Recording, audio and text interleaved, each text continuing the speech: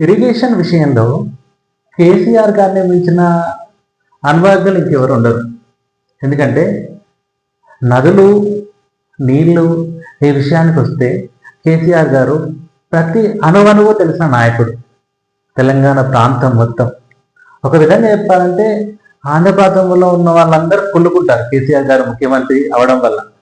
ఎందుకంటే వాళ్ళకి వెళ్ళాల్సిన నీళ్ళను కూడా ఇతనే ఆపుకొని ఇతనే ప్రతి ఒక్క పల్లెల్లోకి, ప్రతి ఒక్క పల్లె పంటల్లోకి రీచ్ అయ్యేలాగా చేసిన నాయకుడు కేసీఆర్ గారు.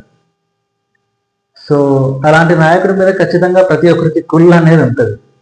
ఎందుకంటే నీళ్ళని ఏ విధంగా మలచాలి, నీళ్ళని ఏ విధంగా తెలంగాణకు వాడుకోవాలి. ఒకప్పుడు తొండలు కూడా గుడ్లు పెట్టిన ప్లేసులలో ఈరోజు బంగారం పండిస్తున్నాడు. That is the power of KCR garu. With the only power of KCR garu Telangana state అనేది భారతదేశంలోనే మొదటి ధాన్యాగార రాష్ట్రంగా ఏర్పడింది. కంప్లీట్గా వరి పండించే విషయంలో కావచ్చు, ఇంకే విషయంలో కావచ్చు, Telangana is the number 1 state in the whole country just because of KCR గారు. ఎందుకంటే ఆయన అలా తయారు చేశారు. ఆయన చూడని ప్రదేశం లేదు తెలంగాణలో, ఆయన వెళ్ళని ఊరు లేదు తెలంగాణలో.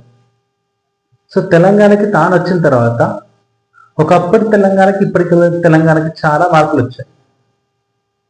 ఎంత మార్పులు వచ్చినాయంటే